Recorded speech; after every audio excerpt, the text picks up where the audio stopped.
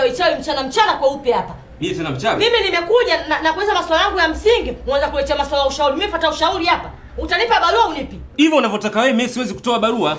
Nitatoaje barua ambayo haina miguu wala kichwa? Nikatoaje barua namna hiyo unavyotaka wewe? Hiyo mimi siwezi kutoa barua hivi.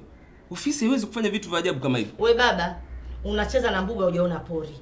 Manake mimi macho mimi naondoka. Nikirudi hapa nitakuletea mchuzi wa ngedere utaunywa bila kupenda. Kuwa na heshima na adabu. Heshima na adabu kitu gani? Muone kwanza mfupi kama kikombe cha kahawa. Toka nje. Naondoka. Nasema toka nje. Ofisi baba yako hii. Mfupi kama kikombe cha kahawa muone kwanza ovyo. Sijui watu wana matatizo gani na waume zao huko nyumbani, wana shida gani sijui yani. Kuja kulibiana siku tu yani. Yaani mwenyekiti kanitibua, kuna siku azoe kunitibua kama leo. Naambia nipe barua nialete ujinga. Mimi sijapenda kwa kweli. Mtaa huu wa babaifu. Wewe unakumbuka kipindi cha uchaguzi? Mama vijumbani usiku saa 8. Kiko wapi? Hivyo unamjua yule mwenyekiti? Bibi kala mzigo 100 kipande haja. Kwa nani sasa? Si mimi dada usiku kucha. Unacheka unaona mazuri. Arura kupata makonde kumburula bila ya kula. Abe mimi huyo dada.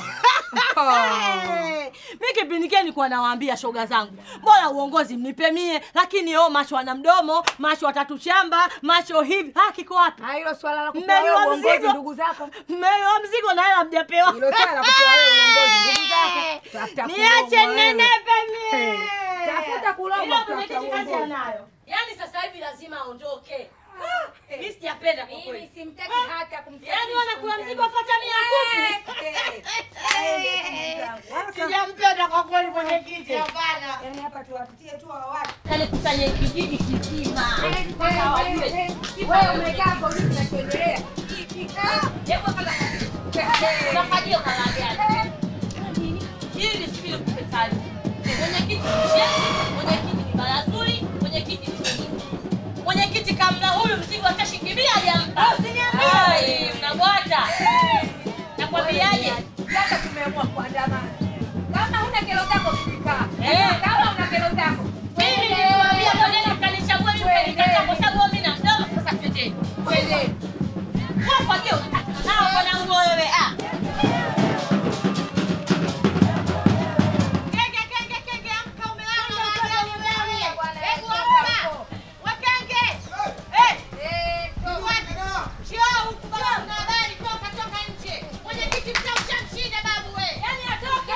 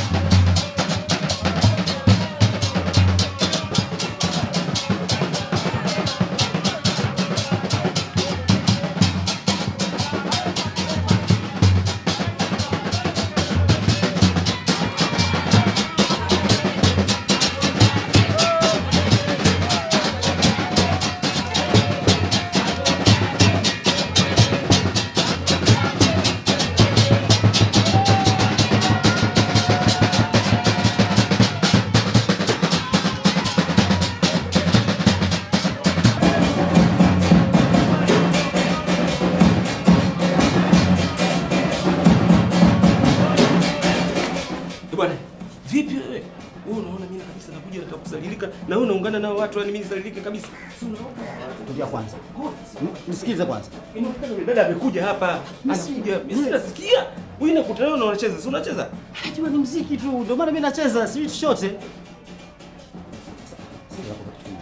Nenda kusini. Nenda kusini kanificha kwa sababu hizo sauti siweza ujue. Sio gani changamka basi mara moja nenda. Nenda kusini kwangu kakae.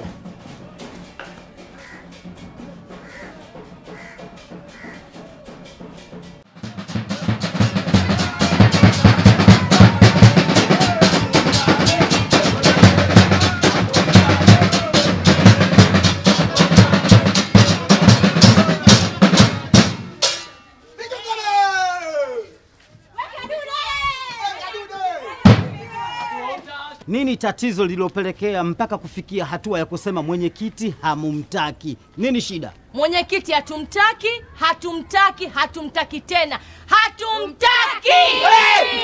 Hatumtaki haswa. Hivi ninavyokuambia ukistaajabu ya buza utaona yabonyokwa. Mtu anapita mtaani amechomekea kama meneja masoko utajua ana roho nzuri lakini ana roho mbaya. Jamani mwenyekiti ametuchosha, mwenyekiti hana ustaarabu hata kidogo. Mwenyekiti anafanya uhuni mtaani.